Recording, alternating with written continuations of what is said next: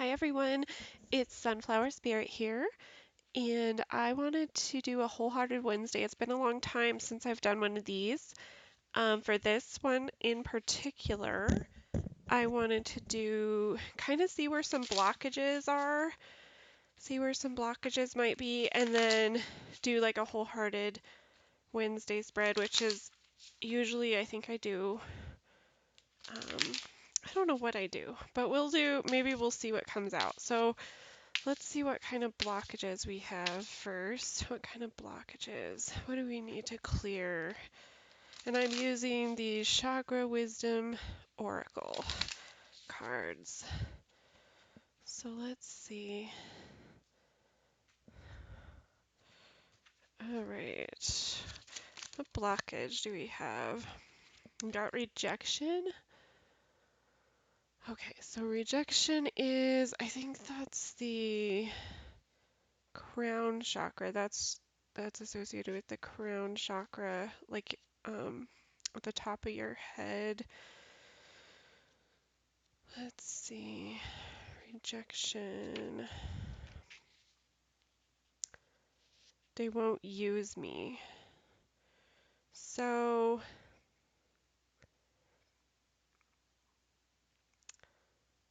are you working with or against your environment? And what is the purpose of your present solitude? This kind of can be about approval seeking, maybe not doing things because you actually want to do them, maybe doing them because you feel like you are obligated to, or there's some sort of reason, but it doesn't come from you. It doesn't come from your fulfillment, from your wholeheartedness for why you're doing things. Doing things maybe to be popular, to fit in, to look good, image, all that kind of like ego stuff. So I'll go ahead and I'm going to pull a focus card, and then I'm going to pull two options. So keeping rejection in mind, this approval seeking, maybe kind of like a lack mentality too, like, not feeling enough, not feeling like you're worthy. So what do we need to know? I'll pull a focus card and then I'll pull two options. Just keep in mind that these are two options out of an infinite number of options. All right, so what is the focus card with rejection in mind? We have the Ace of Pentacles. Okay, so we have rejection, and then we have the Ace of Pentacles. And then what is a first option, please? We have the Lovers. And then the second option is the King of Pentacles. All right. So yeah, with this rejection card, this is where the blockage is. This is like approval seeking, not feeling worthy, kind of like a lack mentality. Um, there is always an opportunity. There's always an opportunity for you to branch out, for you to grow, for you to change, for the situation to change, for you to think about the situation differently. The Ace of Pentacles reminds us that there's always a stable opportunity. There's always an opportunity within ourselves to use what we have, use our assets really, or find our assets like around, in our environment. With the lovers being the first, with the lovers being the first option, this is about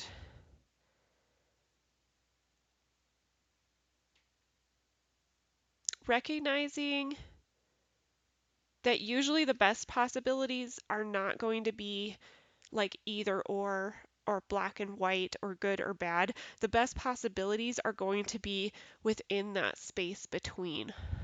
So it's figuring out, how can I compromise the situation? How can I compromise myself? How can I compromise, um, well, not compromise yourself, but compromise with yourself. And then how can I compromise with the people around me? How can I compromise with the situation? What do I need to give in order to receive?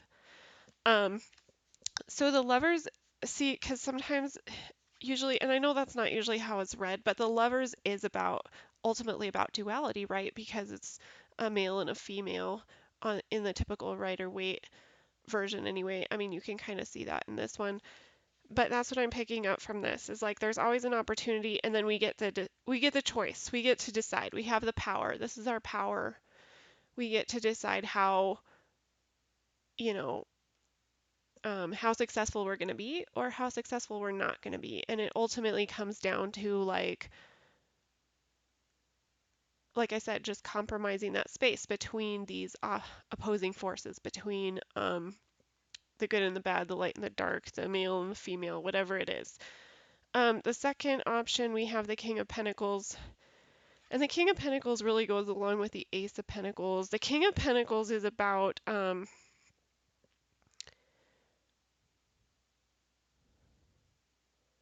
it's kind of like looking back and recognizing, like the King of Pentacles didn't just get to be the King of Pentacles. He worked really hard for that. He really like had to figure out how he was going to create a stable life for himself.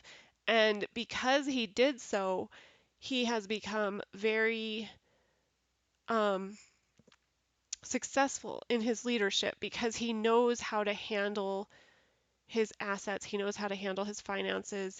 He's also very good about being like pragmatic and practical about things. He had to learn how to do that to get to be the King of Pentacles. He wasn't always the King of Pentacles. He was the Page of Pentacles, and then he was the Knight of Pentacles. And now as a King of Pentacles, he's at a place where he's like, yeah, I feel pretty good. But it's not because he didn't work hard. It's because he learned how to get there. He figured it out. He really, when he felt this way, when he felt like he didn't have enough, or he wasn't enough, or that he needed to seek other people's approval, or that he needed to try to fit in or try to do it, he he really took that opportunity. He took the opportunity to realize, like, what am I working with? What do I have? I know I'm starting out with an ace. I'm starting out with number one. And that's usually the best place to start, because you can only work with what you have. And he took that and he realized, like, okay, I'm going to have to, it's not going to be perfect. And I'm going to have to, like, make some tweaks. And then he just kept doing that. And that's how he got here. It was that hard work. Let's see what we have on the bottom here. We have the Hermit. So yeah, this is about healing. This is a healing process. This is a growth process. The Hermit. The Hermit for me is about introspection. It's taking taking what might seem dark, taking what might seem dark, taking that shadow side of ourselves, what might seem dark, and it's saying, what can I pull from this? What can I learn from this? How can I grow from this? And it takes a long time, and it's really difficult. It can be painful. It can be dark and scary because he has to pull that light. Ultimately, the hermit, he's got to pull that light. See that light that he has up there? He's got to pull that light from within himself, from his darkness. He's got to figure out how he can spin his darkness so that it turns into light, if that makes sense. So this is a healing process. This is definitely a healing process, definitely a growth process. Um, so yeah, so that's beautiful. That's beautiful. Yeah, this one is a, this one is a, is a good one. I feel like this is something that most people have struggled with before. And I like that picture where this artist guy, he's like, look at, like, I want to paint something, but then he has all these like voices in his head, all these people. Like, how many of us do that? Like, I'm a creative, and I can guarantee every time I sit down to do something creative, I always have those doubts of the people around me. What is this person going to say? This person's not going to like it. Like, I struggle with that a lot. So, and I think that's a human. I definitely think that's a human quality. But this is beautiful. Yeah, it's a process, it's a growth process, and you have to figure out what works for you. You have to figure out what works for you. So that's beautiful. Thank you guys so much for stopping by. I will be back around Sunday-ish to do your weekly reading. So I hope this was helpful. I appreciate you guys. I hope you have a fantastic day. I will talk to you later.